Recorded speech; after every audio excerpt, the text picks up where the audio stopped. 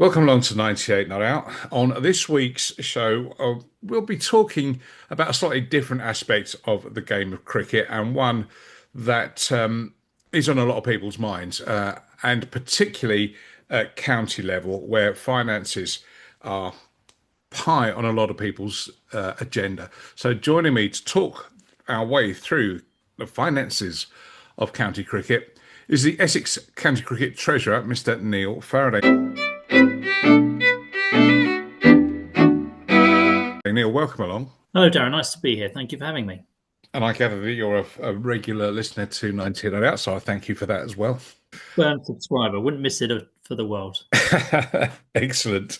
So, you are the treasurer at Essex County Cricket Club. How long have you been doing that? I joined the board in November 2022. So 3 years. This will be my third treasurer's report to the AGM coming up this week. It's quite an interesting period that you've been on the board. I'm not going to go into details. But let's just, from the financial point of view, obviously, Essex were hit by some financial penalties regarding to historic racism, which has all been dealt with quite admirably by the club. They didn't shy away from anything and put themselves forwards to various investigations. Has the financial implications of all of that, is that behind the club now? Yes, it's behind the club. And actually, something I get asked a lot. I think everyone knows that the county cricket financial landscape is difficult, and Essex is not immune from that. And mainly outside of the major test match venues, there is largely a subsistence existence for county cricket. But people ask me all the time, Essex's financial difficulties are only as a result of the historic racism issues, aren't they? And that is not actually the case at all. The challenge that we've had is that coming out of COVID, the setup of the club really, the cost base was too high. Revenue is down. The world has changed post-COVID, particularly in sports entertainment and hospitality. People behave in different ways now. They consume sport in a different way. Companies sponsor and partner with professional sport and purchase hospitality in a completely different way, in a completely different context.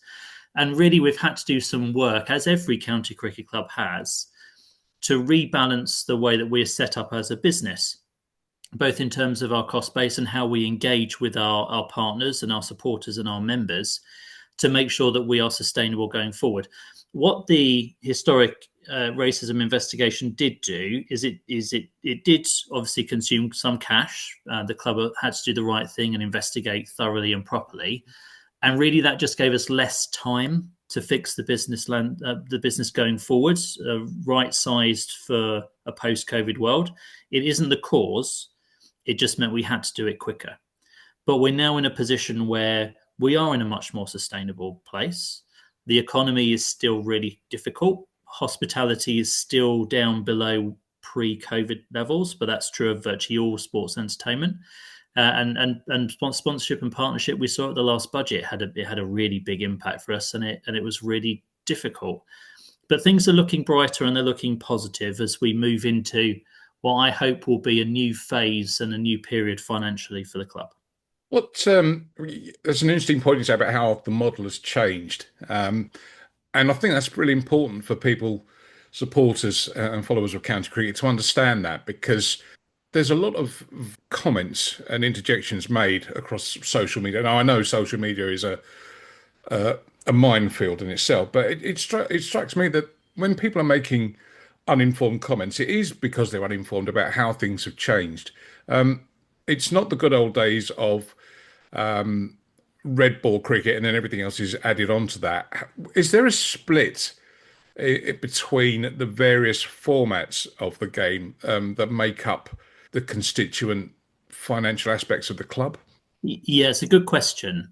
And in some ways it's difficult to really isolate it down because some things in terms of revenue get split across the whole piece. So sponsors sponsor the club throughout the season rather than necessarily one competition. But by and large, the T20, the Blast, is the major revenue earner for the club. So the decision that 16 of the 18 counties, we were one of the two that voted against, Somerset being the other, to reduce the number of Blast games has a big financial impact on us. Depending on which day or night we end up losing in the revised schedule, it will cost us more than £100,000 in profit terms. And Somerset the same, with the only two counties that usually sell out on a regular basis, so that has a big impact for us. It is the Blast, that's the main financial earner. County Championship, there's obviously a lot of revenue associated with that. The membership and members are predominantly attendees and interested in County Championship cricket. But there's a lot of costs that go with it as well. There's 4 days of hosting games. There's also travel for 3 or 4 nights of overnight accommodation. There's overseas players spread across a long period of time as well, and all the on costs. And by and large, red ball cricket is the most expensive to stage. Blast cricket is the biggest revenue and most profitable format of the game. In between those two, you've got the Metrobank One Day Cup, which I think seems to be going through a very interesting transformation over the last year or two, particularly last year or this year, where we saw our grounds being used a bit more. The crowds seem to be better. The games were well attended. Players seem to grasp the nettle with it a bit more. It seems to have found a new identity. Is that one area where you think going into the future that opportunities could be expanded? I think so. It obviously is a different emphasis on the competition now, and you can call it a development competition or however you want to phrase it. I really like it as a format.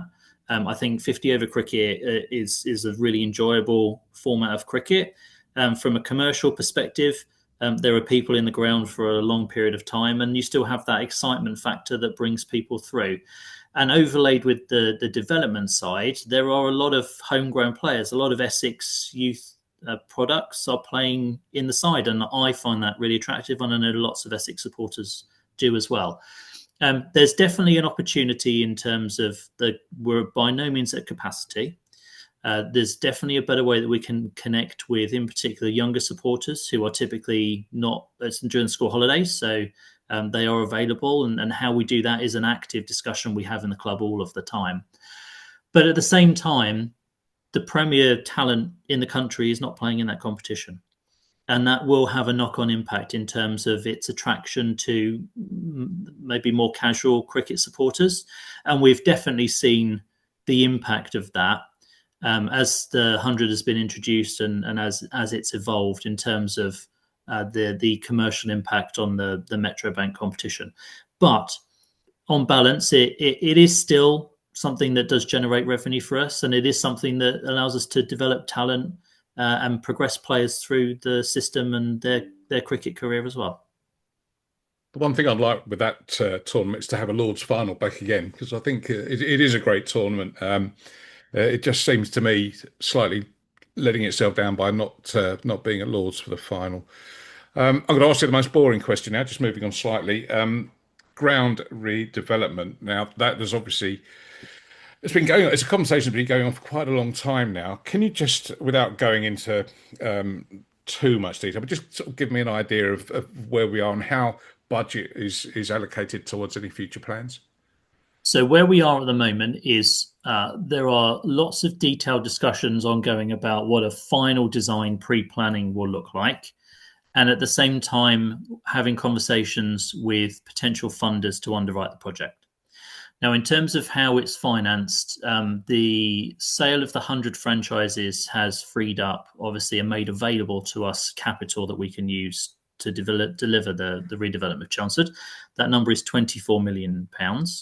Now, we have to hold some of it as reserves. It's about 3 million under ECB guidelines. And also, it's really important for me to say that it is not actually legally our money. It is the ECB's money that they hold earmarked for us, but we have to apply for it in order to access it. So a combination of that, a combination of some debt, and then potentially as well some direct investment in things like the hotel that's planned. We are putting together a funding plan. Once we have that final design and the funding in place, then we can start moving it through the planning phase, which we hope we can do soon. But as you know, these things are always difficult to pin down an exact timetable to. So there's a huge amount of work that still is ongoing and has been for a long period of time. I think two of the things that have changed particularly over the last 12 months. You'll be familiar with it, Darren. I'm sure many of your listeners as well, who are Essex supporters. The plan was always to build a hotel, and then there was a second block that was allocated for student accommodation. And we were in a number of conversations with various Essex-based higher education organisations about how that would be utilised. The finances of higher education has changed a lot in the last 12, 18 months, and it became apparent that that was not a viable option. So we have an alternative plan for that now, which we're working through at the moment. We've also changed a little bit in terms of the way that the ground had been designed and the capacity that we had originally earmarked, which was getting up for 11,000. That, in conversation with potential funders, was not going to be viable. And given the way that cricket has changed more recently and the ECB's guidelines around capacities in order to attract international games, potential 100 expansion, etc., has meant actually that we don't need to take that level of risk, and we can and are going to scale it down a bit, but it will still be an increased capacity from where we sit today. Yeah, I think that's an interesting one, because what you don't want is to expand the ground to some ridiculous capacity and then it's only filled on various occasions, and a lot of the time it's going to be half full or worse. I think one of the great things with Chelmsford is the atmosphere, particularly on T20 nights, but also, as I've noticed, on quite a few county championship games as well that are really well attended. The crowds come and there's an atmosphere there which you would lose if the ground was too big. Yeah, I completely agree with you. And you're right. I mean, a 10,000, 11,000 capacity stadium would be full 2 or 3 nights a year maximum. And you can see from the schedule discussions this year that schedule can change. And it may well be that 2 or 3 only becomes 1 if it changes in the future. So we're very conscious as a board that we need to invest in the cricket infrastructure.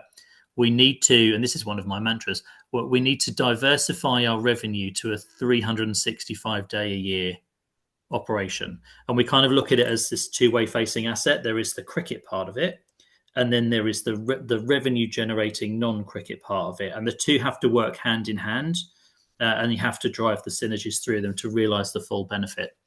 But it needs to be done in the most sustainable way possible, and to have a facility that is used and its potential is maximised.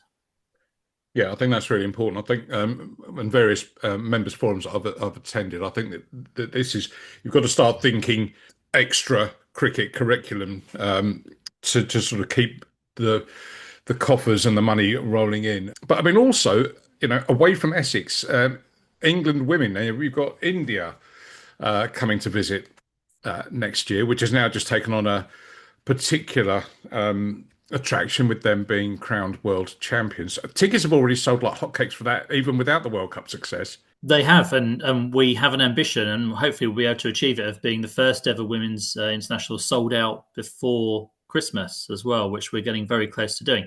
It's a brilliant thing for Essex and the region and the club. It's arguably the most famous women's sports team in the planet at the moment, coming to Chelmsford to play. It's a fantastic opportunity for people to see women's cricket talent and to come to the ground, to people who otherwise may not choose to come to Chelmsford. Given that sudden interest, or not sudden, but the increased interest in India particularly, and we know that anything India cricket, men or women, attracts huge eyeballs and sort of TV coverage or whatever else across the world.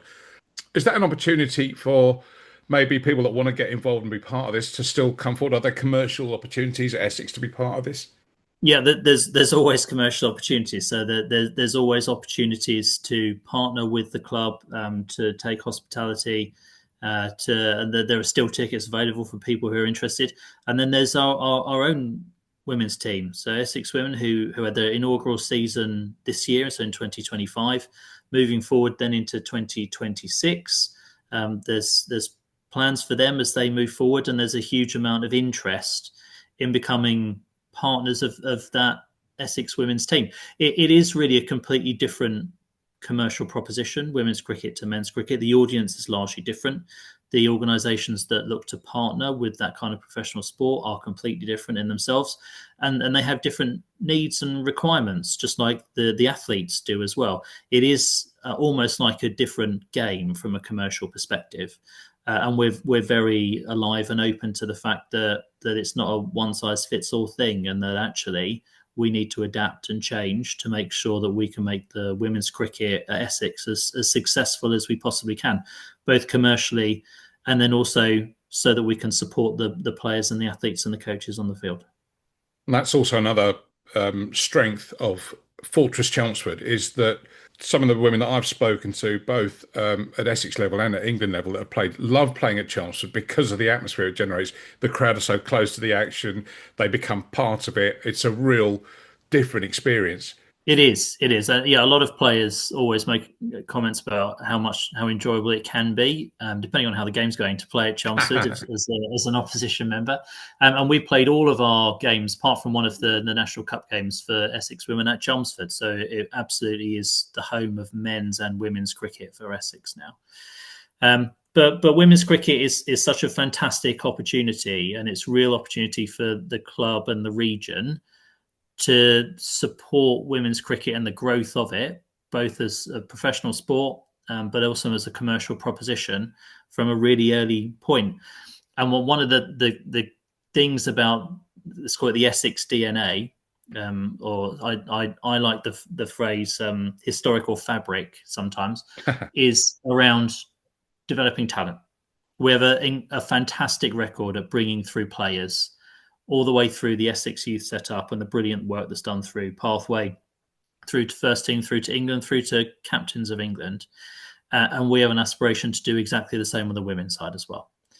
So we are going to invest in and are investing in Girls Pathway. And we hope that we'll have future talent that reaches through to the pinnacle of the women's game that's come through the Essex Pathway. Yeah, and there's some star talent already.